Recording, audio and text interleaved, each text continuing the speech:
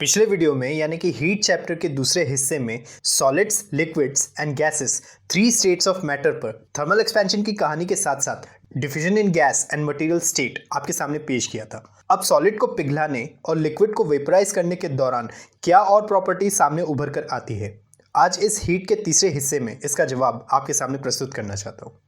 My name is Rahul रगारे और आप देख रहे हैं प्रेजेंटेशन वीडियो लॉग, जिसमें आज आपके सामने चैप्टर 8 हीट का तीसरा हिस्सा पेश करना चाहता हूँ।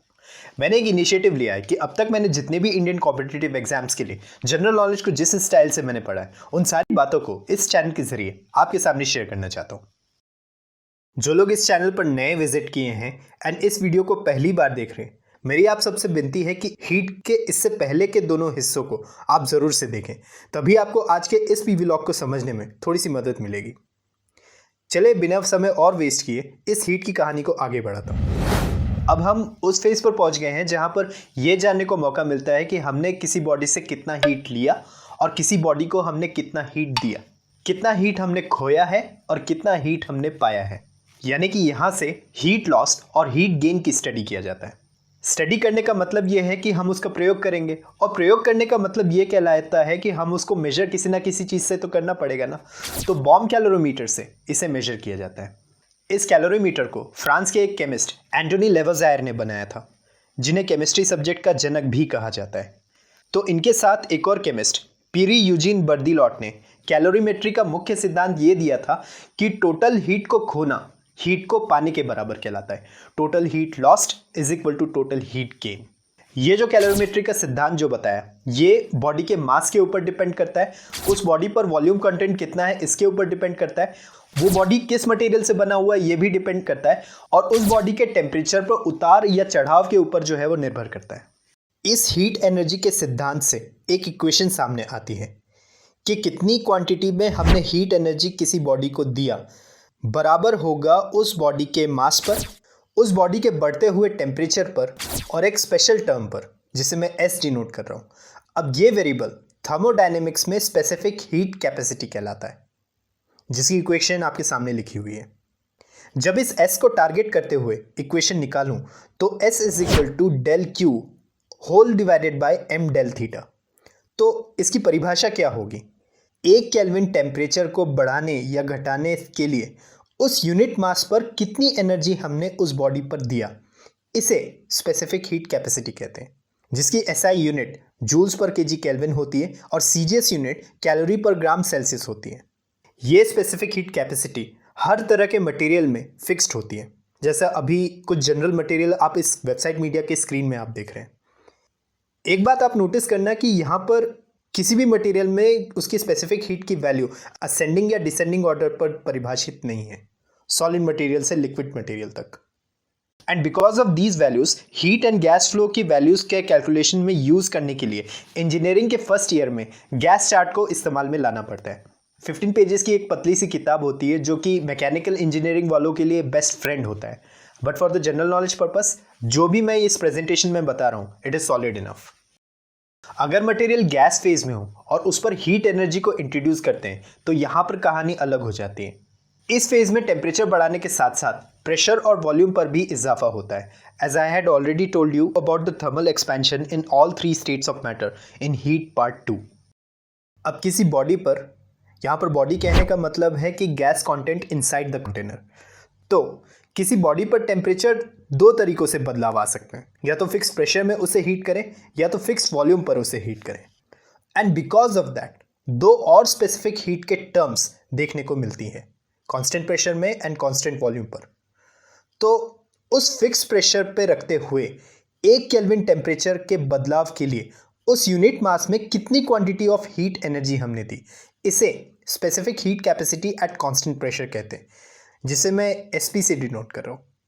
एंड इधर राइट कॉलम में प्रेशर की जगह वॉल्यूम को रिप्लेस कर दें तो वो कहलाएगा specific heat capacity at constant volume, जिसे मैं SV से डिनोट कर रहा हूँ।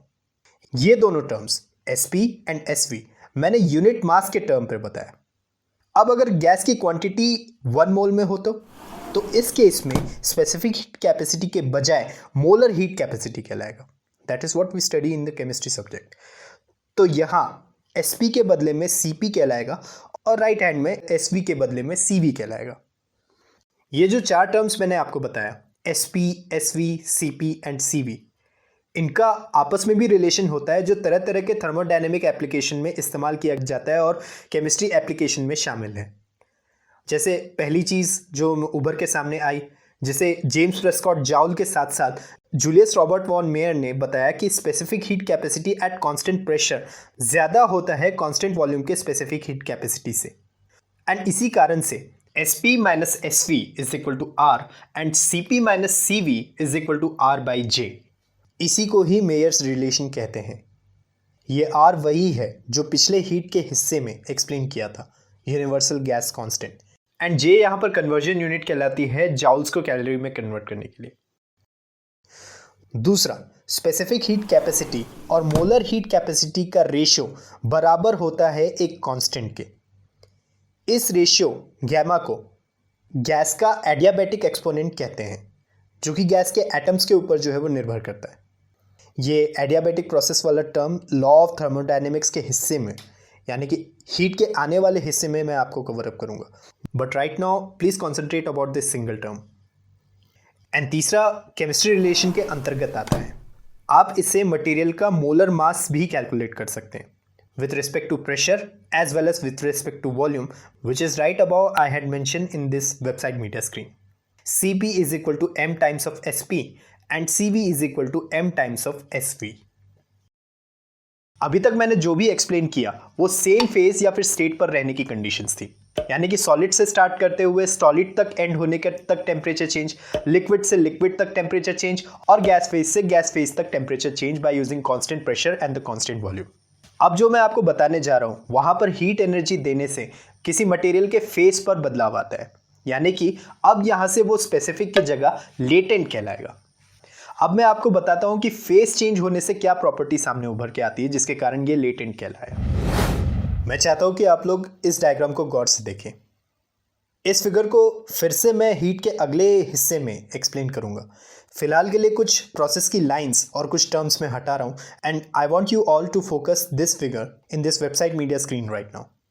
तो सॉलिड से लिक्विड में अगर मान लीजिए बदलते हैं, यानी कि सॉलिड को अगर हीटअप करते हैं, तो ये तो समझ में भी आता है कि हम उसे पिघला रहे हैं, बोले तो फ्यूजन या फिर मेल्टिंग कहते हैं। यहाँ से अगर गौर से देखें तो लिक्विड से आगे के फेज में बदलते हैं तो वेपर्स में तब्दील हो रहा है। जी हाँ, आप सही देख रहे हैं, मैंने वेपर की जगह गैस नहीं लिखा है। गैस एंड वेपर्स ये दोनों अलग अलग एंटाइटी है, ये दोनों अलग अलग चीज़ें हैं। सभी वेपर्स को गैस कह सकते हैं, लेकिन सभी गैस को वेपर्स नहीं कह सकते। It's converse is not true.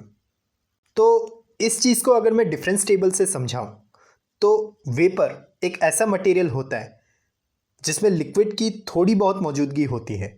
ये एक मिक्सचर की तरह कहलाता है गैस और लिक्विड फेज का, जैसे वाटर वेपर्स एंड जो मच्छर भगाने वाले रात में जलाते हैं ना लिक्विड वेपोराइजर, तो वो भी वेपर कहलाते हैं। तो लिक्विड वेपोराइजर बोल रहा हूँ, वेपर्स निकलते हैं उसमें से, गैस नहीं निकलती है, make no mistake about it. मगर इधर गैस में ये एक इकलौता थर्मोडायनेमिक स्टेट कहलाता है, साधारण कंडीशन में गैस फेज में होता है।